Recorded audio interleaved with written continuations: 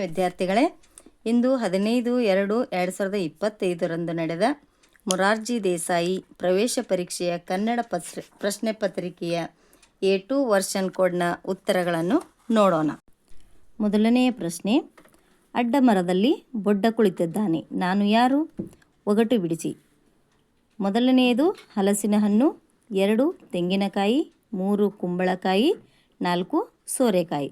ಇದರ ಸರಿಯಾದ ಉತ್ತರ ಹಲಸಿನ ಹಣ್ಣು. ಎರಡನೇ ಪ್ರಶ್ನೆ, ಅಕ್ಕಿಯು ಆರಿ ಹೋಗಿ ಅಕ್ಕಿಯನ್ನು ತಿಂದಿತು. ಈ ವಾಕ್ಯದ ಸರಿಯಾದ ರೂಪ. ಆಪ್ಷನ್ 1, ಹಕ್ಕಿಯು ಆರಿ ಹೋಗಿ ಅಕ್ಕಿಯನ್ನು ತಿಂದಿತು. ಹಕ್ಕಿಯು ಹಾರಿ ಹೋಗಿ ಅಕ್ಕಿಯನ್ನು ತಿಂದಿತು. ಹಕ್ಕಿಯು ಹಾರಿ ಹೋಗಿ ಹಕ್ಕಿಯನ್ನು ತಿಂದಿತು. ನಾಲ್ಕನೇದು, ಅಕ್ಕಿಯು ಹಾರಿ ಹೋಗಿ ಅಕ್ಕಿಯನ್ನು ತಿಂದಿತು. ಇದರ ಸರಿಯಾದ ಉತ್ತರ ಹಕ್ಕಿಯು ಹಾರಿ ಹೋಗಿ ಅಕ್ಕಿಯನ್ನು ತಿಂದಿತು. ಮೂರನೇ ಪ್ರಶ್ನೆ, ಮಗಳು ತಂದೆಗೆ ಪತ್ರ ಬರೆದಳು. ಅಡಿಗೆರೆ ಎಳೆದ ಪದಗಳಿಗೆ ಲಿಂಗ ಬದಲಿಸಿ ಬರೆದಾಗ ಮೊದಲನೆಯದು ಮಗನು ತಂದೆಗೆ ಪತ್ರ ಬರೆದನು. 2 ಮಗನು ತಾಯಿಗೆ ಪತ್ರ ಬರೆದಳು. ಮಗನು ತಾಯಿಗೆ ಪತ್ರ ಬರೆದನು. ಮಗಳು ತಾಯಿಗೆ ಪತ್ರ ಬರೆದಳು. ಇದರಲ್ಲಿ ಸರಿಯಾದ ಉತ್ತರ ಮಗನು ತಂದೆಗೆ ಪತ್ರ ಬರೆದನು. ನಾಲ್ಕನೇ ಪ್ರಶ್ನೆ, ಪ್ರಕೃತಿ ಪದವನ್ನು ಬಿಡಿಸಿ ಬರೆದಾಗ ಸರಿಯಾದ ರೂಪ. ಮೊದಲನೇದು ಪ ಪ್ಲಸ್ ರ ಪ್ಲಸ್ ಅ, ಕ ಪ್ಲಸ್ ಖ ಪ್ಲಸ್ ಅ, ತ ಪ್ಲಸ್ ಇ. ಎರಡನೇದು ಪ ಪ್ಲಸ್ ರ ಪ್ಲಸ್ ಅ, ಕ ಪ್ಲಸ್ ರು, ತ ಪ್ಲಸ್ ಇ. ಮೂರನೇದು ಪ ಪ್ಲಸ್ ರ ಪ್ಲಸ್ ಅ, ಕ ಪ್ಲಸ್ ರು ಪ್ಲಸ್ ಉ, ತ ಪ್ಲಸ್ ಇ. ನಾಲ್ಕನೇದು ಪ ಪ್ಲಸ್ ರ ಪ್ಲಸ್ ಅ, ಕ ಪ್ಲಸ್ ರು ಪ್ಲಸ್ ಉ, ತ ಪ್ಲಸ್ ಇ. ಇದರ ಸರಿಯಾದ ಉತ್ತರ ಪ ಪ್ಲಸ್ ರ ಪ್ಲಸ್ ಅ, ಕ ಪ್ಲಸ್ ರು, ತ ಪ್ಲಸ್ ಇ. ಐದನೆಯ ಪ್ರಶ್ನೆ, ಚೇತನ, ಹಸಿರು, ಮಾಡಲಿ, ಕರಿದು ಈ ಪದಗಳನ್ನು ಅಕಾರಾದಿಯಾಗಿ ಬರೆದಾಗ ಬರುವ ಸರಿಯಾದ ಕ್ರಮ. ಮೊದಲನೆಯದು ಕರಿದು, ಚೇತನ, ಮಾಡಲಿ, ಹಸಿರು. ಚೇತನ, ಮಾಡಲಿ, ಹಸಿರು, ಕರಿದು. ಮಾಡಲಿ, ಹಸಿರು, ಕರಿದು, ಚೇತನ. ಹಸಿರು, ಕರಿದು, ಚೇತನ, ಮಾಡಲಿ. ಇದರ ಸರಿಯಾದ ಉತ್ತರ ಕರಿದು, ಚೇತನ, ಮಾಡಲಿ, ಹಸಿರು. ಆರನೇ ಪ್ರಶ್ನೆ, ಈ ಕೆಳಗಿನ ಪದಗಳಲ್ಲಿ ವಿಸರ್ಗ ಒಳಗೊಂಡಿರುವ ಪದ. ಸಿಂಹ, ಕಂದ, ಪುನಃ ಸಂಪಿಗೆ. 1 ಸಿಂಹ, 2 ಕಂದ, 3 ಪುನಃ, 4 ಸಂಪಿಗೆ. ಇದರ ಸರಿಯಾದ ಉತ್ತರ ಆಪ್ಷನ್ ಸಿ, ಪುನಃ.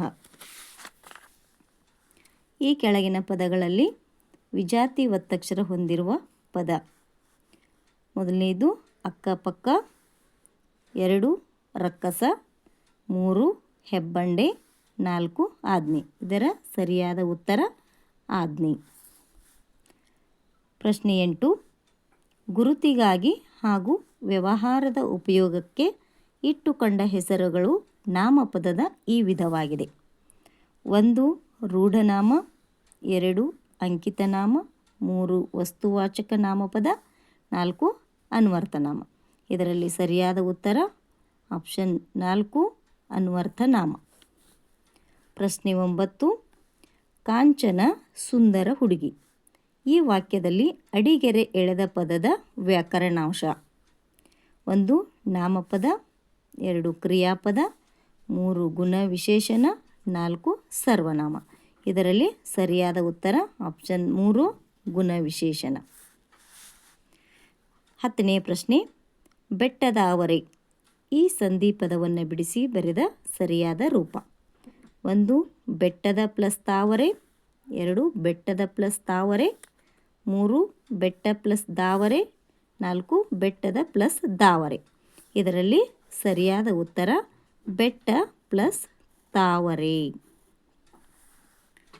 11ನೇ ಪ್ರಶ್ನೆ, ಆದೇಶ ಸಂಧಿಯಲ್ಲಿ ಸಾಮಾನ್ಯವಾಗಿ ಕ ತ ಪಗಳಿಗೆ ಆದೇಶವಾಗಿ ಬರುವ ಅಕ್ಷರಗಳು. 1 ಖ, ಥ, ಫ. 2 ङ ಯ ಮ. 3 ಗ ದ ಬ. 4 ಘ ಧ ಭ. ಇದರಲ್ಲಿ ಸರಿಯಾದ ಉತ್ತರ ಆಪ್ಷನ್ 3 ಗ ದ ಬ. 12ನೇ ಪ್ರಶ್ನೆ. ಬಿ ವಿ ಕಾರಂತರವರು ರವೀಂದ್ರನಾಥ್ ಠಾಗೋರ್ ಅವರ ಈ ಭಾಷೆಯ ನಾಟಕವನ್ನು ಪಂಜರಶಾಲೆ ಎಂಬ ಕನ್ನಡಕ್ಕೆ ಅನುವಾದಿಸಿದ್ದಾರೆ. ಮೊದಲನೆಯದು ತೆಲುಗು, 2 ಅಸ್ಸಾಮಿ, 3 ಬಂಗಾಳಿ, 4 ಹಿಂದಿ. ಇದರಲ್ಲಿ ಸರಿಯಾದ ಉತ್ತರ ಆಪ್ಷನ್ 3 ಬಂಗಾಳಿ. 13ನೇ ಪ್ರಶ್ನೆ. ನಿಮ್ಮ ಊರಿನ ರಸ್ತೆ ದುರಸ್ತಿ ಮಾಡಲು ಗ್ರಾಮ ಪಂಚಾಯತಿಗೆ ಬರೆಯುವ ಪತ್ರವು ಈ ವಿಧದ ಪತ್ರವಾಗಿದೆ. 1 ವೈಯಕ್ತಿಕ ಪತ್ರ, 2 ಮನವಿ ಪತ್ರ, 3 ಜಾಹೀರಾತು ಪತ್ರ, 4 ಪತ್ರಿಕಾ ವರದಿ ಪತ್ರ. ಇದರ ಸರಿಯಾದ ಉತ್ತರ ಆಪ್ಷನ್ 2 ಮನವಿ ಪತ್ರ. ಈಗ 14ನೇ ಪ್ರಶ್ನೆ. ದಂಡ ಈ ಪದದ ನಾನಾರ್ಥಕ ಸರಿಯಾದ ಜೋಡಿ ಗುರುತಿಸಿ.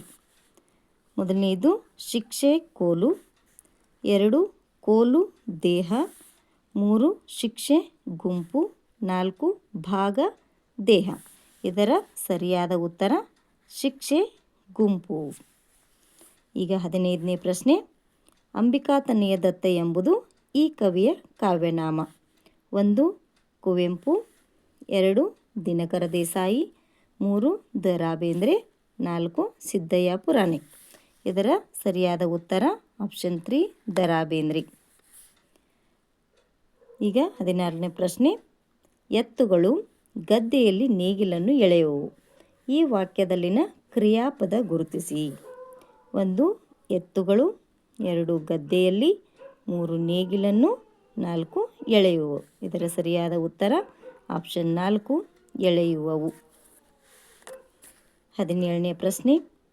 ಮಹೇಂದ್ರ ಮಾರುಕಟ್ಟೆಗೆ ಹೋಗುತ್ತಾನೆ. ಈ ವಾಕ್ಯದಲ್ಲಿರುವ ವರ್ತಮಾನ ಕಾರಕ ಪ್ರತ್ಯಯ.